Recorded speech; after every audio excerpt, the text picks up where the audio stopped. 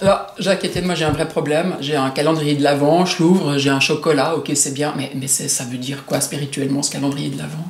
Ah ben moi je crois, Isabelle, qu'il y a un message spirituel dans le calendrier de l'Avent. Eh oui. Bah oui, je me réjouis de t'entendre.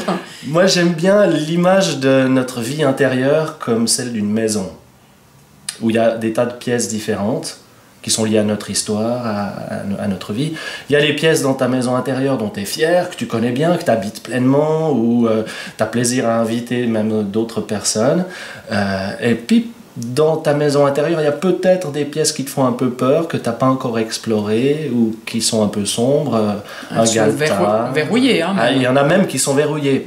Et il paraît qu'on est pas mal à avoir cette fameuse pièce à chenilles, cette pièce chez nous. On a entassé toutes sortes de choses dont on ne savait pas quoi faire, et ça alimente un peu une espèce de honte ou de culpabilité. On se dit, il faudrait vraiment qu'un de ces jours je m'y attelle et que je l'arrange, mais on est découragé et on préfère pas y penser. Puis surtout quand on a des invités, on va leur faire visiter en détail toute la maison avec bonheur, mais quand on va passer devant la porte de la pièce à chenilles, on va passer comme si de rien n'était, en étant bien sûr, en espérant qu'ils ne vont pas faire un commentaire ou demander qu'est-ce que c'est que ça, parce qu'on n'a vraiment pas envie d'ouvrir cette porte-là. Ouais. Et puis alors, ces portes, alors ça voudrait dire qu'il faudrait quand même les ouvrir. Mais j'ai pas besoin de ranger. Moi, j'ai pas envie de la ranger, cette porte. C'est précisément parce que tu n'arrives pas à la ranger et que tu n'as pas envie de la ranger que tu la laisses fermer. Alors non, il ne s'agit pas de la ranger, il s'agit juste d'accepter que cette pièce, elle est là, elle fait partie de toi, et que c'est pas grave. Et à la limite, juste déverrouiller, juste ouvrir.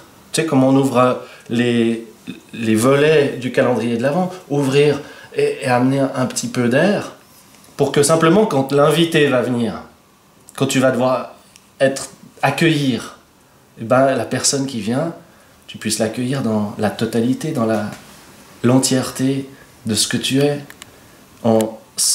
sans crainte. Parce que un truc fort à Noël, c'est que le Christ naît un peu dans une pièce à chenilles, c'est-à-dire dans la vulnérabilité, c'est-à-dire dans l'étable, c'est-à-dire là où il y a de la poussière, c'est-à-dire dans ces parts de notre humanité où on a particulièrement besoin d'être accueilli, d'être aimé, d'être éclairé. Alors, c'est justement là que ça vaut la peine d'ouvrir pour pouvoir accueillir pleinement. Est-ce que 24 jours, ça va suffire? C'est pas bien. En ce qui me concerne, une vie va peut-être pas suffire. Mais écoute, je te remercie parce que alors, je vais ouvrir mon calendrier différemment.